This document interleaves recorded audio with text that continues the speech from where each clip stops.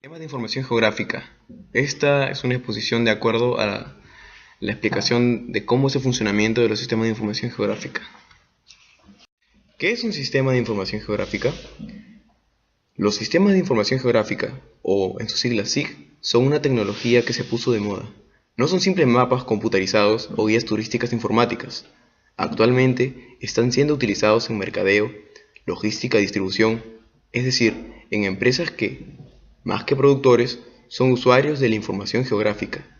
Su origen se remonta a los años 60, cuando un equipo dirigido por Roger Tomlinson planteó la utilización de la tecnología informática para seguir el inventario forestal de Canadá. Luego tenemos los componentes. Primero tenemos a los equipos de hardware. El hardware es el computador donde opera el SIG.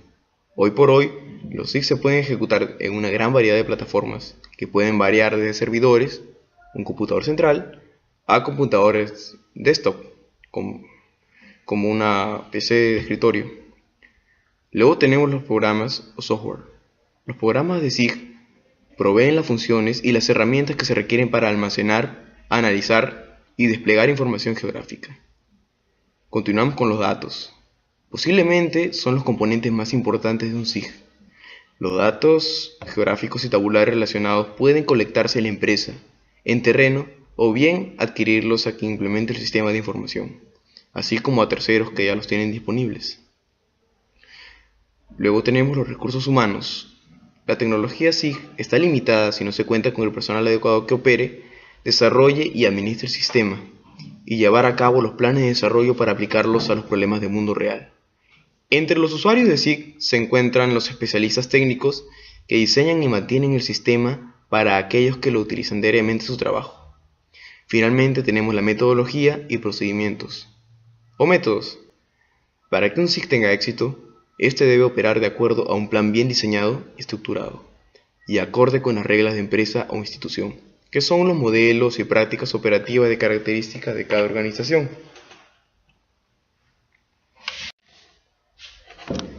Para proseguir con el tema vamos a dividirlo en tres partes: la entrada, proceso y salida de un sistema de información geográfica, los tipos de datos y luego aplicaciones en el mundo real con un sistema de información geográfico. Comenzaremos con entrada, proceso y salida.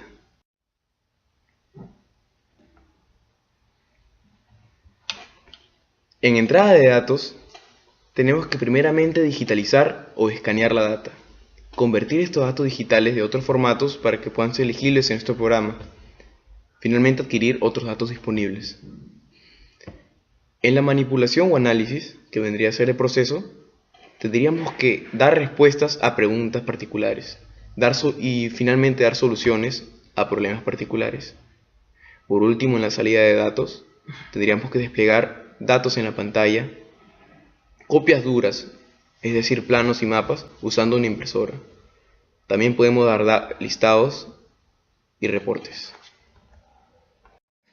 Luego tenemos el proceso, que vendría a ser la manipulación y análisis de los datos. Para poder manipular la data de manera eficiente, lo que tenemos que hacer es dividirla de dos maneras: en atributos espaciales y en atributos no espaciales.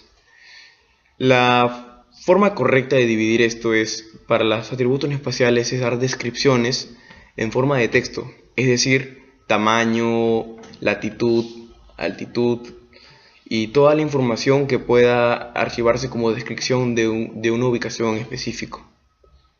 La parte de datos espaciales, o también llamados datos visuales, viene a ser toda la información de manera de imagen que se pueda procesar dentro de nuestro sistema de información geográfica.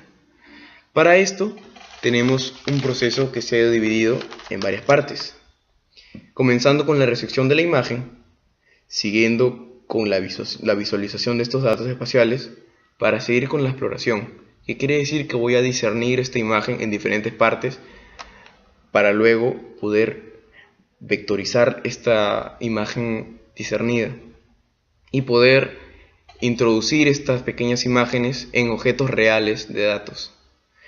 Finalmente, estos objetos reales de datos se unen con su homólogo de sus atributos no espaciales para poder guardarlos en una base de datos y enviarlos a la data de salida con una información ya procesada.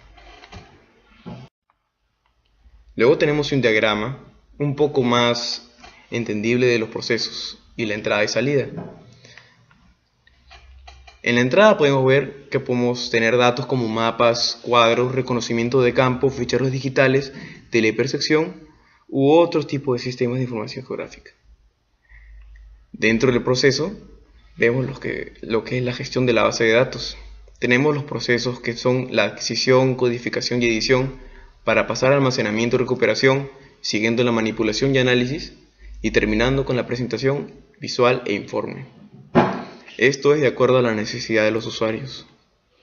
Por último, en las salidas puede ser un informe escrito o mapas, como ya ha sido mencionado, un producto fotográfico, estadísticas y cuadros, datos para otros sistemas de información geográfica, datos para otra base digital y finalmente datos para modelos. Proseguimos con tipos de datos para un sistema de información geográfica. Estos tipos de datos pueden ser raster o vectorial, siguiendo un tipo que puede ser en función de la forma de representar el espacio de la que hacen su uso. La elección de un modelo u otro dependerá si las propiedades topológicas son importantes para el análisis. Si es así, el modelo de datos vectorial es la mejor opción, pero su estructura de datos, aunque muy precisa, es mucho más compleja y esto puede ralentizar el proceso. Por ello, si el análisis que nos interesa no requiere acudir a las propiedades topológicas, es mucho más rápido y sencillo y eficaz el uso de un formato raster. El modelo SIG de raster o de retícula se centra en las propiedades del espacio más que en la precisión de la localización. Divide el espacio en celdas regulares donde cada una de ellas representa un único valor.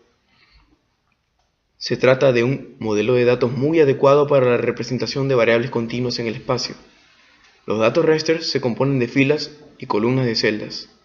Cada celda almacena un valor único. Los datos raster pueden ser imágenes, con un valor de color en cada celda, o píxel. Otros valores registrados para cada celda puede ser un valor discreto, como el uso del suelo, valores continuos, como temperaturas, o un valor nulo si no se dispone de datos. Los datos raster se almacenan en diferentes formatos, desde un archivo estándar basado en la estructura de TIFF, JPG o otros, a grandes objetos binarios como BLOB, los datos almacenados directamente en sistemas de gestión de base de datos.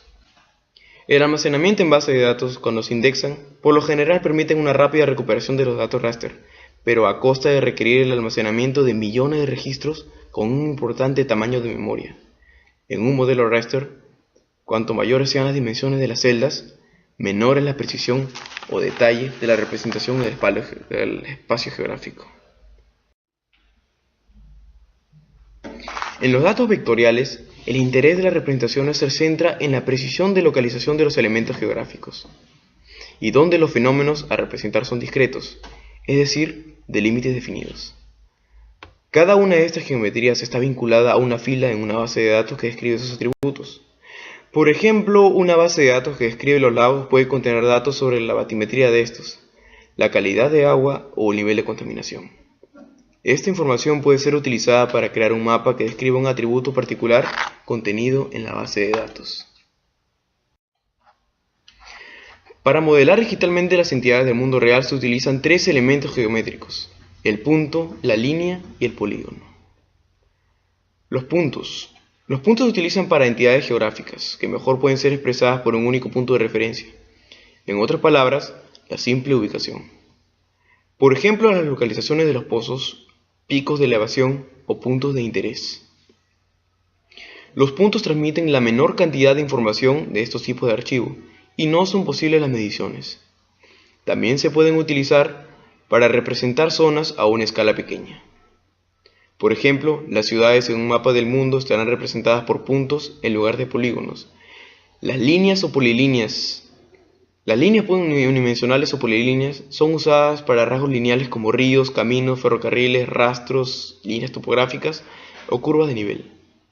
De igual forma que en las entidades puntuales, en pequeñas escalas pueden ser utilizados para representar polígonos. En los elementos lineales pueden medirse la distancia. Los polígonos bidimensionales se utilizan para representar elementos geográficos que cubren un área particular de la superficie de la Tierra. Estas entidades pueden representar lagos, límites de parques naturales, edificios, provincias o los usos del suelo, por ejemplo. Los polígonos transmiten la mayor cantidad de información en archivos con datos vectoriales, y en ellos se puede medir el perímetro y el área. En el modelo de la matriz, también llamada trama, el terreno se representa por una matriz, que consiste en I columnas y J filas. La definición de células conocidas como células píxeles para intersectar. Cada píxel tiene un valor para el atributo, y los valores que definen el número de columna y número de fila. Cuando el archivo es georreferenciado, se llaman las coordenadas X y Y respectivamente. En este tipo de representación, la superficie está diseñada para ser continua, en la que cada píxel represente un área en el suelo, o la definición de su resolución espacial. Los SIG pueden llevar a cabo una reestructuración de los datos para transformarlos en diferentes formatos. Por ejemplo, es posible convertir una imagen de satélite a un mapa de elementos vectoriales mediante la generación de líneas en torno a celdas con una misma clasificación, determinando la relación espacial de estas, tales como proximidad o inclusión. Este proceso básicamente trata de volcar la información vectorial sobre las celdas del mapa raster, mediante un procedimiento dicotómico de presencia. Si una celda queda ocupada, parcial o totalmente, por un objeto, sea punto, línea o polígono, se registra su presencia y en caso contrario, su ausencia. El proceso es relativamente sencillo y está implementado en cualquier sistema raster, pero inevitablemente supone una pérdida de exactitud, proporcionalmente al tamaño de las teselas en la capa de información final, y a la sinuosidad que presenta las líneas en el original. Diversos autores han tratado este tema en profundidad, entre ellos destacan Peuquet y Knapp. Por último tenemos aplicaciones en el mundo real con sistemas de información geográfica. Vamos con la agricultura. En España existe el SIGA, Sistema de Información Geográfico Agrario. Ofrece información cartográfica y alfanumérica englobada en los siguientes apartados: cartografía general, mapas temáticos sobre variables agroclimáticas, informes sobre municipios y estaciones meteorológicas, mapas de cultivo y aprovechamiento de España, e informes sobre hojas y municipios. GeoCadMIN es el sistema de información geológico y catastral, desarrollado con lo último de tecnología SIG, con el fin de facilitar a los usuarios de información georreferenciado, contribuyendo a la promoción de la inversión minera, la prevención de desastres, el ordenamiento territorial y el desarrollo sostenible. ARC-GIS es el nombre de un conjunto de productos de software en el campo de los sistemas de información geográfica o SIG, bajo el nombre genérico de ARC-GIS. Se agrupan varias aplicaciones para la captura, edición, análisis, tratamiento, diseño, publicación e impresión de información geográfica. Estas aplicaciones se engloban en familias temáticas como ARC-GIS Server para la publicación y gestión web, ARC-GIS Móvil para la captura y gestión de información en campo. Tanto el ARC-GIS en un sistema de información geográfica GIS. Un GIS es la combinación de planos vectoriales como un AutoCAD y tablas como Excel. El programa de GIS viene preparado para esta combinación. Google Maps es un servidor de aplicaciones de mapas en la web que pertenece a Google. Ofrece imágenes de mapas desplazables, así como fotografías por satélite del mundo e incluso la ruta entre diferentes ubicaciones o imágenes a pie de calle de Google Street View. Desde el 6 de octubre de 2005, Google Maps es parte de Google Local. AC Taxi es una aplicación para smartphones que conecta al pasajero con el taxi disponible más cercano, ofreciendo un servicio más rápido, práctico y seguro con tan solo un clic. Fundada en Sao Paulo, Brasil, en junio de 2011, AC Taxi es la pionera en el servicio de solicitud de taxi en América Latina.